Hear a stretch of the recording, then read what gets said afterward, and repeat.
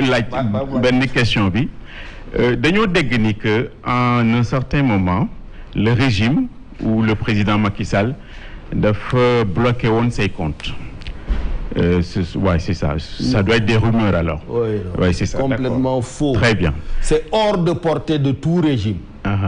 Voilà. Les comptes, c'est hors de portée de tout régime. Très bien. Beneen mbir bi mooy yaa ngi wax waa Ngor di joxe ay leçons wala médiation ak tout ça mais mun nañ la wax aussi que vous faites vous êtes dans les rangs de l'oligarchie foncière parce que bu ñu ausculter ce patrimoine on se rend compte que c'est impressionnant. Absolument. Oui, c'est ça.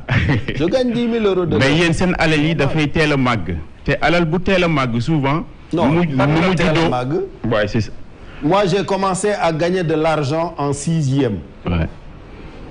J'ai commencé. maa ngi tàmbalee gagner alal. bi may def 6e collège. Très bien. musuma cee jóg. Très bien, très bien, très bien. Même quand j'étais élève à Sciences Po Paris, avant Sciences Po Paris, en prépa HEC, je gagnais de l'argent et beaucoup d'argent. Parce que dama créé woon entreprise bu ñuy wax Bago.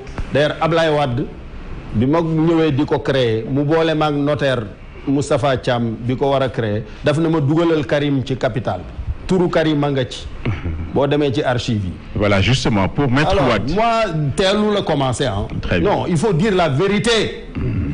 Arrêtez de spéculer et de raconter des histoires.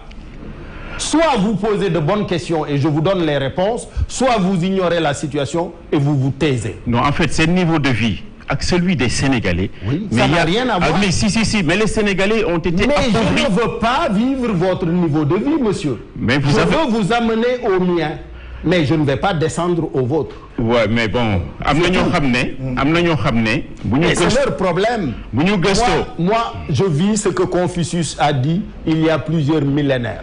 Il a dit celui qui néglige ce qu'il a de plus précieux, c'est-à-dire sa propre personne, ne peut pas bien s'occuper de ce qu'il aime, c'est-à-dire sa famille et sa communauté et son royaume. Ça, Confucius l'a dit. Donc, je ne néglige. Je ne veux pas, moi, vivre dans la pauvreté et la médiocrité. Quand je suis à Paris, je suis au St. James Club. Quand je suis à Washington, je suis au US Army and Navy Club. Quand je suis à New York, je suis au Yale Club ou au Princeton Club ou au Harvard Club. C'est là que je vis. Ça ne changera pas. C'est ça li ma bëgg wax pour terminer mooy là en fait la classe politique sénégalaise. Peu importe la classe. Les fonctionnaires am na ñu ci bëri ñoo xam ne. Oui. nu ñu amee seen xaalis. Ah ben allez poser la question. J'ai gagné mon argent. De sorte que en participant à la reconstruction du Koweït, en gérant le PL 480 et beaucoup d'autres missions. Mais très bien. Une dernière question maintenant ou un conseil. dañu gis ni yaa ngi attaqué Maître Wade de gauche à droite. Mais il le mérite. Non, mais je finis. Mais pourquoi Maître Wade? Mais je termine.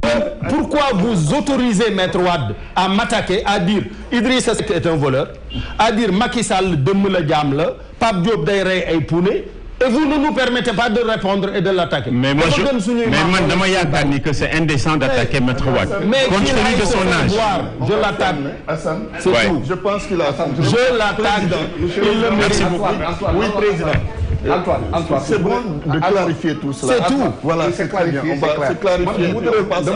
Antoine, c'est très bien. dama bëgg ñëwaat ci sérénité. ci débat bi ñu continué waxtaan Sénégalais yi ñuy déglu. parce que absolument am na solo. dama bëggoon sànq wax nga bi am solo. nee nga da nga